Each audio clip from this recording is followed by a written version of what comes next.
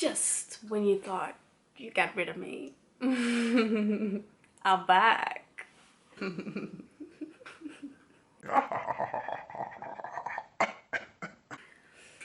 Evil laugh. Hello, hello, hello. It is Lalaine Donna. Since you couldn't tell, it's been a while. Yes, I had a move to participate into and work with all of the sudden a lot of responsibilities. Yeah, life. In today's video, I'm gonna share with you the books that I got at the big book Bonanza that I was invited to. And yes, let's just get to the book, shall we? So our lounge manager couldn't go because he was going on vacation to the big book Bonanza in Holland. Okay then. I've never heard of this, but I've seen some videos from people that go to book events and they always look amazing. So she asked me and I'm like, I don't even have to think about it. Yes, I would love to go. Thank you. I can still remember that it was on a Wednesday and I got a fever because I had a throat infection.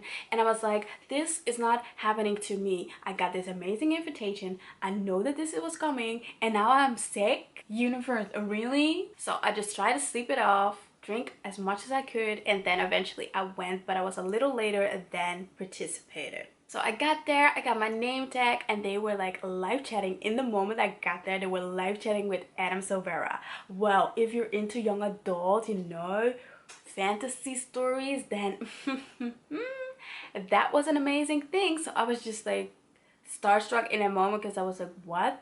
We are live chatting with this amazing human being with amazing mind. He was so down to earth and so sweet and funny even. So yeah, to be a part of that was amazing. So I just stood there because I was too afraid to go sit down while everybody was watching the screen. So after that was done, we got to see the boss guys from Bosch. If you don't know, they're like representatives of vegan lifestyle and they make variety of books with recipes, and they made a new book. Although they said there was already a fourth book coming out, but the third book is the book that we got, and it is, I will show it later to you, about how to like really live vegan, because it always sounds like a really big step and what you should be paying attention to, but it's not just about your food, and they try to explain that in the book. So they were there in 3D, like live, but me as a skinny pants, well, I don't know how to talk to people, so I just stood next to them and I was like, I'm standing next to them. This is so amazing. But anyways, they just explained what the book was about, what they're trying to represent in the world, and what their new book was about, and it was so amazing. And then afterwards it was time for networking. That's not my cup of tea, especially not with a fucking throat infection. Sorry for my language. Sorry, but I got a bag and there were books in it and I was too afraid to look in the bag. But I was like, okay, cool. And I saw tables with books on it. And I looked at the table and I was like, this is just for display, right? So you can just read and maybe you could buy this in the future. So I just stood there and then I saw people picking up books and I was like, excuse me, can I take these? And she was like, yeah, sure, these are for us to take. And I was like, what? Like normally I see people have to stand in line and wait for hours to get a certain book, and I could just grab the books that are on this table. So I picked up 10 because I didn't have that much room. My backpack was full and a lot of other people already grabbed a lot of things because I wanted thrillers and most of them were already gone. So I did spoke to 2 people that I didn't know, but after a while I was like, I'm gonna go because I feel like total shit. So I just left. But there were people there just to network. There were people there finding a job. I was like, whoa, you have so just, I applaud you for going to an event just to get a job. Just whoa, extrovert 10 plus, whoa. But let's get on to the books that I did get. And shout out to my sister who carried half of it when I met with her in the city. That is just love. I didn't even ask, but she saw me carrying my backpack and the bag. And she was like, should I put like half of it in my backpack? And I was like, thank you. So don't forget to subscribe to my channel and like this video because we're almost at 1K, but I need your help. Come on now. And now I'm gonna show you the first book. So the first book that was chilling in my bag is My Dark Vanessa by Kate Elizabeth Russell. I'm gonna kind of read because I don't know all the books out of my head, you know. So it's about a girl named Vanessa Y, and she was 15 years old when she had sex for the first time with her English teacher. You naughty. Anyways, now she's 32, and the teacher that she slept with has now been accused of sexual abuse by another former student of his. Vanessa is horrified because she doesn't believe that the relationship that she had with him was an abusive one. It was love. Like every teenager would ever say. You were 15. So now she's been asked to redefine the experience that she sees as the most beautiful, greatest love story of her life, to turn that into a case of rape. This sounds horrifying and at the same time necessary and interesting, because I do think that these stories are necessary, because for so long so many beautiful people, men and women, because we're all acting like the Me Too movement is only just towards women, but there are also a lot of men and younger boys being sexual harassed, and this is not okay. So I can't wait to dive into this. I hope I'm gonna have another lifespan time, I don't know, where I can read all the books that I absolutely want. So if you're also interested in stories like this, it's gonna come out. I have no idea when these books are coming out. Some of them are already released, but I'm gonna try to find out when they are released or when they were released, and so you can get an actual copy of these books. Okay, so this is a bit of a weird one, but at the same time I think it's going to be absolutely exciting.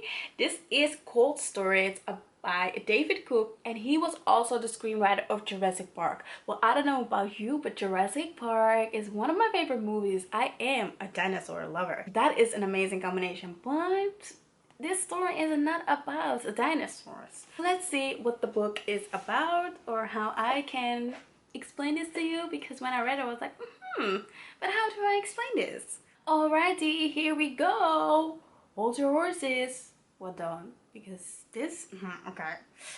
We have an operative, Robert Diaz, and he was sent to investigate a suspected biochemical attack. What he found was much worse. A highly mutative organism capable of extinction-level destruction. He contained it, aka Roberto, buried in a cold storage deep beneath a little-used military repository. Now, after decades of festering in the forgotten sub-basement, the species has found its way out, and it's on its little feeding frenzy. Only Diaz knows how to stop it. So there's this creature, and it can destruct whole humanity and everything that comes on his path, and Roberto Diaz is the only one who can stop it, but he tried to bury it like la la la la. This doesn't exist, but it's coming back. It does exist. So sounds like this is going to be epic and exciting, and that's right up my alley. And people on the back say also that this is like funny and at the same time really thrilling, and best combination. By the way, little disclaimer, I only try to take books that I thought that I would be interested in. I tried to have the books that I actually want to read, because there were a lot of books, but there were also books that I was like, not for me, so I left them. And that's really weird, because me getting the chance to have free books would be me pulling up with my car. But like I said, I was walking, I was with public transport, had 2 bags, couldn't do it. So this was a book that was already in the bag, and it is Around the World on 50 Bucks by Christopher Schacht. International bestseller. Well, I've never heard of it. The bag says, the best things happen when you least expect it. The 19-year-old Christopher Schacht had a full scholarship in computer science waiting for him when he decided instead to embark on a trip around the world with only 50 euros in his pocket. No credit card, no schedule, no backup plan. That is what gives me the most anxiety ever. That there are people out there who could do this. I applaud you. Like, whoa. I will be picking this up one day, because I'm just curious, like, what is going on in your mind when you just decide to do this? Yeah. Because I could never. I could never. Like, even the idea already would be like giving me a fucking panic attack. So yeah. Then we got the book that I was telling you about by Bosch, How to Live Vegan. It looks absolutely gorgeous. And it's a hardcover. Whoa, yellow much. And in here it's basically how to live like a vegan, what to do, what not to do, why you should choose for it in the first place, because a lot of people want to dive into this new diet and then they're like, but why am I doing it? It's almost the same as trying to quit smoking but not having any reasons to. Like, if you don't know why you smoked in the first place and you want to quit, you're never really gonna quit. So I think that's also with really deciding and devoting your life to a new lifestyle. You really need to know why you're going to do this and how you're going to do this and what the benefits will be if you choose that path. I already told you that we were having a live chat with Adam Zuvera, and this is his newest book, Infinity Sun. Dun dun dun. Doesn't it look pretty? Just, oh my god. I think this is one of the young adult books that I still want to read, because I'm now on a thriller mode and self-help and discover books that the young adult is more like a driven to the back and it's not exciting me as it used to. But this sounds really good, so I'm gonna read the back to you, because like I said, I don't know shit about these books. Two brothers thrown into a war, generations in the making, between those who were born with power and those who took it. One brother has the power, the other wants it. One brother is the chosen one, the other has to make a choice. Who will live forever and who will die trying? Sounds like an epic battle. Bum, bum, bum, bum. This was the first thing that I saw and I was like, I need to have you. So this was after I asked, can we take the book? I immediately took it because there were only 2 left, and it is the 3rd book by J. Christoph, Dark Dawn. I still have to read the 1st and the 2nd book, but it is a series that I'm so anticipated on to read. I just really want to read these, but I have them as audiobook and I hope that's going to work for me. If it's not, then I'm gonna buy the first 2 books. But when it all is blood, blood is all. So I won't be telling you what this is about, because you still have to read the first 2 books, but I got so excited. I think my heart still has place for fantasy, like with the book before this one. I think it's also fantasy, that there's still room for fantasy, but just the other things I can't anymore when it comes to the young adult section. Then we have Meet Missy, a bit pricky, very stubborn, terribly lonely, and it's all her fault. Whoa. Okay, thank you. It is by Beth Morey. Grieving for a family she has lost or lost touch with, she is haunted by the echoes of her footsteps in her empty home, the sound of the radio in the dark, the tick tick tick of the watching clock. Spiky and defensive, Missy knows that her loneliness is all her fault. She deserves no more than this, not after what she's done. But a chance encounters in the park with 2 very different women opens the door to something different. A new life beckons for Missy, if only she can be brave enough to grasp the opportunity. But 79 isn't that too late for a second chance? 79.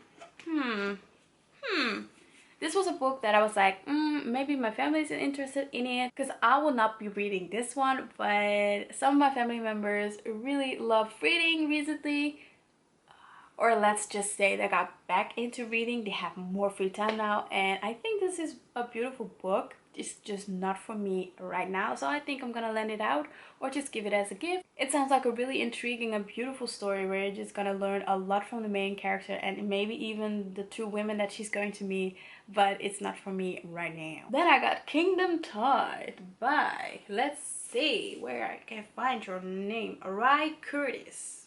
This is also about a 70-something person, so let's see. When 72-year-old Cloris Waldrop finds herself lost and alone in the unforgiving wilderness of the Montana mountains with only a Bible, a sturdy pair of boots, and a couple of candies to keep her alive, it seems her chances of ever getting home to Texas are slim. Deborah Lewis, a park ranger who is drinking her way through the aftermath of a messy divorce, is the only one who believes the old lady may still be alive. But as days stretch into weeks and Cloris' situation grows even more horrible, help arrives from the unlikeliest of places, causing her to question all the certainties on which she has built her life. I think just like based on the cover, because it almost looks like a fucking young adult book. Again, this is a book that I will not pick up now for the next 30 years or something. So this is also going to be a gift or something that I'm going to lend out to my family, because I know she and he will love it. We're almost there, bear with me. Then I picked up a thriller. This was one of the last thrillers that was there, so I was really happy to pick this up. And this is The Assistant by S.K. Tremaine. I know your secret. I know what you did to that boy. Look at the cover. Hi, poop.